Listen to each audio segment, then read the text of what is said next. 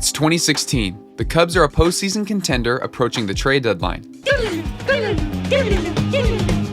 The Cubs wanted some reinforcements in the back end of their bullpen, and they swung a deal with the New York Yankees to acquire Aroldis Chapman, in a deal that has since sparked a little bit of debate regarding who won the trade. The Cubs, in order to get Chapman, traded away 4 players, one of which that really made the trade worth it for the Yankees, Gleyber Torres. He's had his ups and downs, but he has mainly been an effective second baseman with a great ability to hit at a position that isn't usually known for it. But in the end, the Yankees signed back Chapman at season's end, and they were able to carry on with another all-star player on their roster, having only surrendered a few months of Chapman. Now on the other side of things, the Cubs, looking back, have zero regrets, because they broke the 108-year World Series victory drought. The reason I bring up this example is to parallel this with a potential scenario for the Angels and Shohei Ohtani. This could be a glimpse as to how the Angels strategize in the event that they struggle again this season. Keep in mind, the Angels have not been to the playoffs since 2014 and have 1 year left until Shohei Ohtani reaches free agency for the first time in his MLB career. Now, the possibility of the Angels missing out on October baseball seems more and more unlikely, considering that they have made significant additions to their roster this offseason. Tyler Anderson to the rotation, Brandon Drury, Gio Urshela, and Hunter Renfroe to the starting 9, as well as a good supporting cast that can fill in assuming there's injuries this year, which is always a possibility. Even with a buffed up Angels team, it's really hard to get my hopes up, as I have seen strong starts and then a collapse because of injuries, lack of depth, and hopefully both of those things are cured entering 2023. Anthony Rendon and Jared Walsh are both returning to the team, and both appear to be doing a lot better after recovering from their injuries. Another positive thing looking ahead to the 2023 season for the Angels is starting the year with a steady leader in Phil Nevin, who became the 4th manager in 5 years for the Angels. Since 2018, there have been 4 different managers to lead the Angels, but what if things turn out much like it did for the Angels in 2022? The Angels started off 2022 with a 27-17 record and were parked at the top of the AL West. I was extremely surprised to see this level of success, as were many others who were following the Angels. But like we've grown accustomed to doing, there was always a shadow of a doubt over whether or not the Angels could sustain this success. The AL West is not an easy division. You have a perennial World Series contender in the Astros and a young up-and-coming Mariners team that was making strides towards ending their 20-year postseason drought, which they would put an end to after securing a wildcard spot last year. Through the first 44 decisions of the season, the Angels looked good.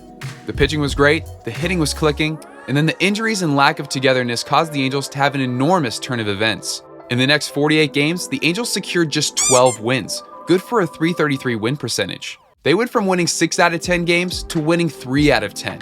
Among MLB teams with at least 25 wins in their first 44 decisions, the Angels put up the most losses over the following 48 games ever, which takes into account every team after 1901. Simply put, the Angels had a historically terrible collapse, and it goes to show that a good stretch can't always define a great season. Amid this stretch, the Angels fired their skipper Joe Maddon in favor of Phil Nevin, who recently was promoted from interim role to a full managerial role. Meanwhile, Shohei Ohtani was making history as a two-way player. Ohtani threw 166 innings in 2022 and became the first player in the World Series era to qualify for the leaderboard as both a hitter and a pitcher in the same year. In case you need a reminder, Shohei Ohtani finished 2nd in MVP and 4th in Cy Young voting. Ohtani for the season put up a 2.33 ERA, winning 15 games in 28 starts. He struck out 219 hitters, good for an AL best 11.9 strikeouts per 9. On the other side of the ball, Ohtani for a 2nd straight season was mashing the baseball. He hit .273 with 34 homers, 95 RBIs, 30 doubles, and a .145 OPS+. Ohtani, between his pitching and hitting, put together an insane 9.6 WAR according to Baseball Reference. If Aaron Judge hadn't put together a historically great season in which he broke the AL single-season home run record, the MVP would have been Ohtani's to lose. If Ohtani puts together a season that even resembles what he was able to accomplish in 2022 in this upcoming season, Shohei Ohtani will demand the most lucrative contract in MLB history, and I believe that he's already secured it. I don't think there's a team with the financial means to pay a contract of that sum that won't be interested in acquiring Shohei. I'm looking at you, Steve Cohen. The Angels owner Art Moreno, who recently backed out of selling the team after a change of heart, has reiterated his desire to keep Shohei Ohtani past the 2023 season. But who knows if that obvious desire to sign a once-in-a-generation player translates into a deal that puts pen to paper. So why would a team trade a player of Ohtani's caliber when all of the things we've discussed today suggest that you would be insane to do so? Remember the trade for Aroldis Chapman we discussed earlier involving the Cubs and Yankees? This could very well be what happens with Shohei Ohtani if they fall out of contention or are not in a prime position to make a postseason run. The Angels could get an absolute haul back for Shohei Ohtani, one that would make the Juan Soto to the Padres deal pale in comparison. But of course, these are two completely different players who have two completely different skill sets. The Padres, if you don't remember, had to give up 6 players, 5 of which are prospects, and they all look like promising young players that will at some point make significant contributions to the Washington Nationals. Robert Hassell, James Wood, CJ Abrams, and Mackenzie Gore are all big-name prospects that were a part of this transaction, and that was considered a haul, which it is, but it will pale in comparison to the package for Shohei. Trading for Shohei is essentially trading for 2 different players, an elite pitcher and an elite DH. A hypothetical trade would involve the receiving team to empty their farm system. I'm talking the top 5 prospects, and there will definitely need to be some Major League ready players a part of that package. There are so many teams that could afford to swing such a deal, but how many will be willing to do it for a 3-month rental? For example, the Guardians have enough prospect capital to make a trade happen. They have a ton of infield and pitching prospects, but they found themselves ranked 27th out of 30 teams in payroll for 2022.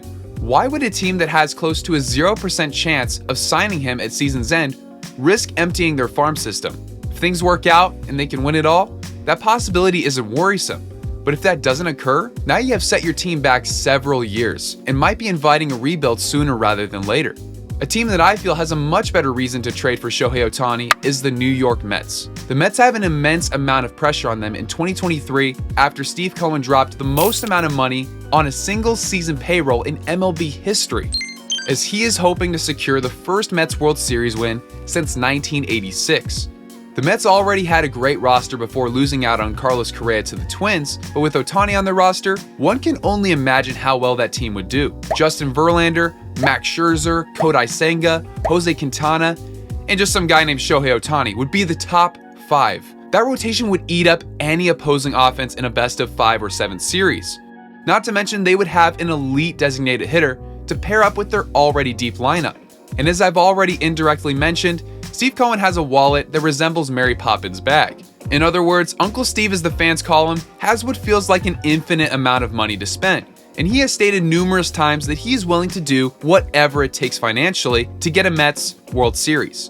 Obviously, you can't buy a World Series, just like you can't buy a love. But at the end of the day, the players have to go out and play, stay healthy, and provide the results that they showed in previous seasons. But you can almost buy a World Series. And that's what he's hoping will translate to the 2023 season and for as long as he owns the franchise. The Mets could offer a package to the Angels that would be great, but definitely not the best package that they could receive. The Mets make the most sense from a re-signing him after the season perspective, but not from a best package available. The Angels, if anything, would rather trade him to a Guardians type of team that has close to no chance of re-signing him, thus increasing their chances of pulling off an Aroldis Chapman 2.0. The other teams that make the most sense in terms of prospect capital and willingness include the Dodgers, Padres, Blue Jays, Cardinals, and Braves, to name a few. Regardless of what could happen, re-signing Ohtani is definitely something that will be easier said than done. The competition for Ohtani's services will be fierce, and the Chapman trade doesn't compare to the magnitude of a trade involving Shohei Ohtani. No matter who the hypothetical trade partner is, the Angels could catapult themselves into contention within a year or two after trading Ohtani, assuming they are able to then re-sign him at season's end. With that being said, it now turns the focus to Shohei Ohtani, who paired up with Mike Trout forms probably the most dynamic duo in the big leagues currently amongst teammates. Mike Trout is one of the greatest players to ever play the game, and Shohei Ohtani is the most talented two-way player of all time. Both players have missed out on the postseason in years that they have played together. One thing I want to make clear is that I hope the Angels do amazing this year, and we can disregard the idea of trading Shohei Ohtani to a contender as a rental. But if the Angels fall out of contention, assuming they could pull off what the Yankees were able to with Aroldis Chapman, this could be a move that catapults the Angels into contention for 2024 and beyond. Let me know in the comments down below what you guys think. Is Shohei Ohtani on the trading block if the Angels can't perform? Make sure to leave a like and consider subscribing if you guys enjoyed. And I'll see you guys in the next video. Later.